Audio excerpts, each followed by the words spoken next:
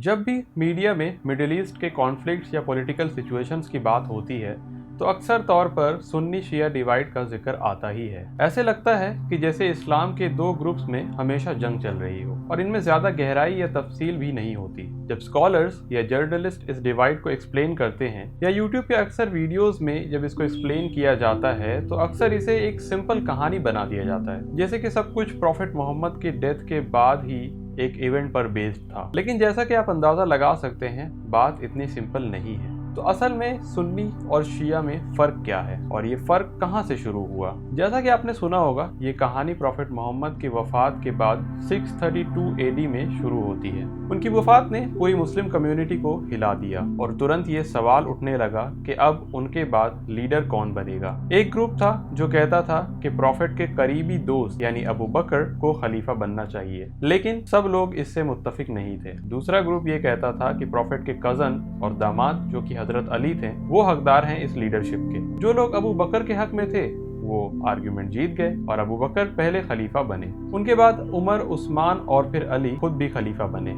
इन सबको rightly guided caliphs कहा जाता है और इनका इंतखाब एक तरह से सेमी डेमोक्रेटिक प्रोसेस के जरिए हुआ था। जो लोग अबू बकर को सपोर्ट करते थे उन्हें हम प्रोटो सुन्नी कह सकते हैं और ये ग्रुप ही बाद में सुन्नी बना। दूसरा ग्रुप जो अली को लीडर मानता था उसे शियात अली कहा गया, यानी अली का ग्रुप। इसी से शिया लफ्ज निकला। यहीं तक लोगों की अंडरस्टैंडिंग रुक जाती है कि ये सिर्फ एक लीडरशिप का इशू था, लेकिन कहानी इससे काफी ज्यादा गहरी है। अगले कुछ डिकेड्स और सेंचुरीज में एक बड़ा कॉन्फ्लिक्ट चलता रहा। मुस्लिम कम्युनिटी को लीड कौन करेगा? उस वक्त सुन्नी वर्सेस शिया जैसा कॉन्फ्लिक्ट नहीं था, क्योंकि दोनों ग्रुप्स उस तरह तब तक क्लियरली डिफाइन नहीं हुए थे। उस वक्त तक कई प्रोटो सुन्नी डायनेस्टीज थे, जैसे उमैयद और अब्बासिद डायनेस्टीज, जो लीडरशिप के लिए कम्पीट कर रहे थे, और दूसरी तरफ प्रॉफिट मोहम्मद के डिसेंडेंट्स अली के लाइन से शिया लोग थे जो मानते थे कि सिर्फ प्रॉफिट के खानदान का कोई शख्स ही लीडर होना चाहिए। शिया के नजदीक अली पहले इमाम थे जो सिर्फ दुनियावी लीडर नहीं बल्कि स्पिरिचुअल लीडर भी थे, जिन्होंने दीन की गहराई को समझने का इल्म हासिल किया। उसके बाद इमाम हसन और फिर इमाम हुसैन आए।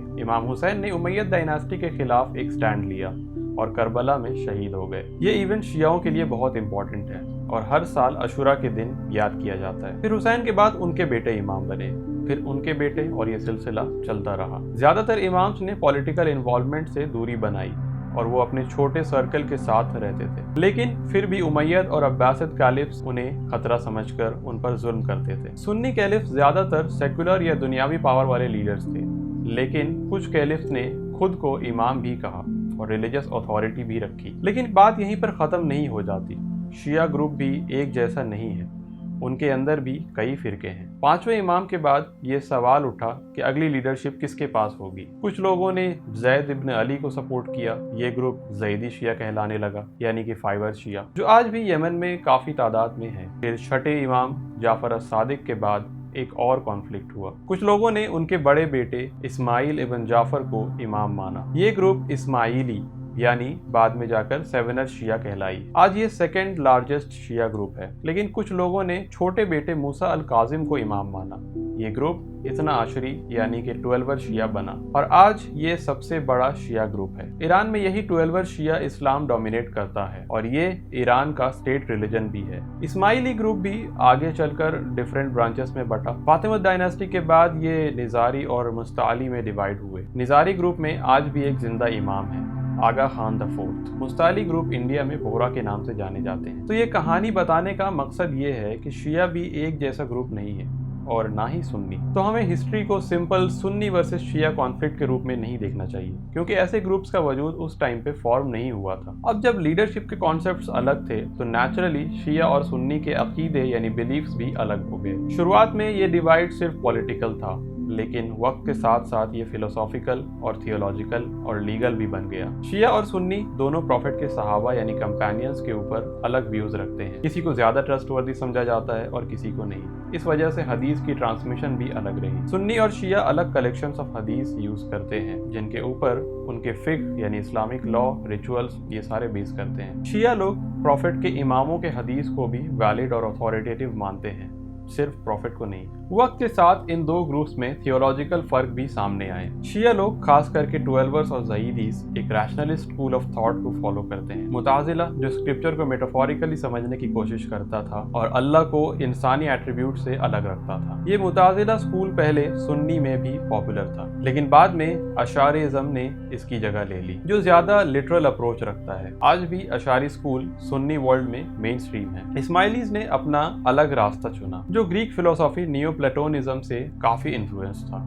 इनकी थियोलॉजी काफी यूनिक है, जिनमें रिवेलेशंस और मेटाफिजिक्स के अलग ही कॉन्सेप्ट्स हैं, और इनमें कई हिस्टोरिक यानी राजदाराना आइडियाज भी होते हैं। फिक्ह यानी इस्लामिक लॉ के मामले में भी सुन्नी और शिया में फर्क है। सुन्नी लोग वक्त के साथ ऐसे तरीके छोड़ते गए जो कि इंडिविजुअल के अपने सोच पर बेस्ड थे, जैसे कि पर्सनल रीजनिंग। उनका ज्यादा फोकस कुरान, हदीस और कियास पर हो गया। लेकिन शिया लोग आज तक इज्तिहाद यानी अपनी सोच से समझना और अमल करना इसको इम्पोर्टेंट समझते हैं। शिया लोग भी कियास यानी एनोलॉजी को उतना ही पसंद करते हैं जितना सुन्नी करते हैं। सुन्नी वर्ल्ड में आम तौर पर कहा जाता है कि इज्तिहाद का दरवाज़ा 1000 साल पहले के आसपास बंद हो गया, लेकिन सारे सुन्नी इस बात को नहीं मानते। कुछ डिसएग्री भी करते हैं। कुछ स्कॉलर्स मानते हैं कि आज भी इज्तिहाद ज़रूरी है, खासकर उन नए मसाइल में जिनका जवाब कुरान और सुन्नत में डायरेक्टली नहीं मिला। कुछ लोग कहते हैं कि पुराने इस्लामिक स्कूल्स जैसे कि हनफी, शाफी, मालिकी और हम्बली, इन्होंने ऑलरेडी काफ़ी सारे रूलिंग्स दे दी हैं, तो इसके बाद इज्तिहाद की ज़रूरत नहीं है। ये सब जनरल बातें हैं जो कि मैं हिस्ट्री के पॉइंट ऑफ व्यू से कर रहा हूँ। ऑब्वियसली पिछले 2 सेंचुरीज में सुन्नी वर्ल्ड में इज्तिहाद का कॉन्सेप्ट फिर से जिंदा हो गया है, स्पेशली इस्लामिक मॉडर्निज्म के मूवमेंट के थ्रू। लोग कुरान को फिर से समझने की कोशिश कर रहे हैं, और इसी वजह से इस्लामिक फेमिनिज्म से लेकर के अल-कायदा तक की सोच निकल कर आई है। सुन्नी स्कूल्स ऑफ लॉ यानी मजहब हनफी, शाफी, मालिकी, हम्बली, ये अलग और इंडिपेंडेंट है। शिया साइड पर 12 स्कूल को जाफरी स्कूल कहा जाता है। इसके अलावा ज़यदी और इस्माइली स्कूल्स भी हैं। इस्माइलीज, खासकर निजारी इस्माइलीज के पास आज भी एक जिंदा इमाम है। उनके लिए वही इमाम कुरान को समझने और उसके रूल्स को आज के ज़माने में अप्लाई करने का हाईएस्ट अथॉरिटी है। शिया का ये कोर बिलीफ है कि शिया इमाम सिर्फ पॉलिटिकल लीडर नहीं बल्कि स्पिरिचुअल लीडर भी है। शिया लोग मानते हैं कि हजरत अली को कुरान के अंदरूनी राज दिए गए, जो उन्होंने अगले इमाम को दिए, और ये सिलसिला चलता रहा। शिया के लिए कुरान तभी कंप्लीट होता है जब उसको जिंदा इमाम के जरिए समझा जाए, जो कि प्रॉफिट मोहम्मद के डिसेंडेंट्स होते हैं। On the other side, Sunni side में इनिशियल कैलिफ्स के पास कुछ रिलीजियस अथॉरिटी थी, लेकिन बाद में वो पावर खत्म हो गई और फिर रिलीजियस डिसीजंस उलमा, जूरिस्ट और सूफी लोग लेने लगे। लेकिन ये दोनों ग्रुप्स को एक दूसरे के खिलाफ हमेशा लड़ते हुए देखना या समझना गलत होगा। कॉन्फ्लिक्ट्स जरूर हुए और माइनॉरिटी को ऑपरेशन भी फेस करना पड़ा, लेकिन हर दौर में दोनों साइड्स के लोग एक दूसरे से काफी इन्फ्लुएंस भी हुए। आज जो हम शिया सुन्नी डिवाइड देखते हैं वो इतना पुराना नहीं है। ये clear divide gunpowder empires के दौर में ही प्रोमिनेंट हुआ, 16th to 18th या 19th सेंचुरी के बीच में। एक साइड पर था ऑटोमन एम्पायर जो कि सुन्नी एम्पायर था और ये इस्तांबुल के साइड रूल करता था, और दूसरे साइड था सफाविद एम्पायर जो कि मॉडर्न डे ईरान में 12 शिया जो लोग थे। ये दोनों एम्पायर्स काफी अलग थे और उनके कल्चर और रिलीजन भी अलग नजर आते थे। कभी कभी लगता था कि ये अलग रिलीजन्स ही हैं। शिया सफाविद एम्पायर में सूफीइज्म को सस्पिशियस नज़र से देखा जाने लगा। वहाँ के जूरिस्ट सूफीइज्म के खिलाफ थे, जबकि आयरॉनिकली सफाविद खुद एक सूफी ऑर्डर से ही आया था, सफाविया। दूसरी तरफ ऑटोमन्स और मुगल्स दोनों ही सुन्नी थे और सूफीइज्म को एम्ब्रेस करते थे। आज भी ईरान में सूफी ऑर्डर्स जैसे नेमतुल्लाह ऑप्रेस्ड हैं। इसका असर सफाविद एरा से है। गन पाउडर एम्पायर्स अब नहीं रहे, लेकिन उनका असर अभी भी जिंदा है। जहां मुगल और ऑटोमन रूल था, वहां आज भी सुन्नी मेजॉरिटी है। ईरान और पर्शियन रीजन में शियाज मेजॉरिटी है। मॉडर्न टाइम्स में नेशन स्टेट्स बनने के बाद ये कॉन्फ्लिक्ट्स उतने ऑब्वियस नहीं है, लेकिन टेंशन अभी भी है। जो शिया सुन्नी टेंशन हम आज देखते हैं वो सिर्फ पिछले 70 सालों में ही इंटेंस हुआ है, मिडिल ईस्ट के पॉलिटिक्स और एक्सट्रीमिस्ट ग्रुप्स की वजह से। आज भी दोनों साइड्स के कुछ ग्रुप्स और लीडर्स रिलीजियस यूनिटी के लिए काम कर रहे हैं। कॉन्टेम्पररी और हिस्टोरिकल एग्जाम्पल्स दोनों में हम आहंग मिलते हैं। और हाँ, आखिरी बात, सुन्नी और शिया में फर्क सिर्फ प्रॉफिट मोहम्मद के बाद आखिरी लीडरशिप का नहीं है। वक्त के साथ इनके बीच कई और डिफरेंसेस निकल आए। कुरान को कैसे समझा जाए, इसमें डिफरेंस है।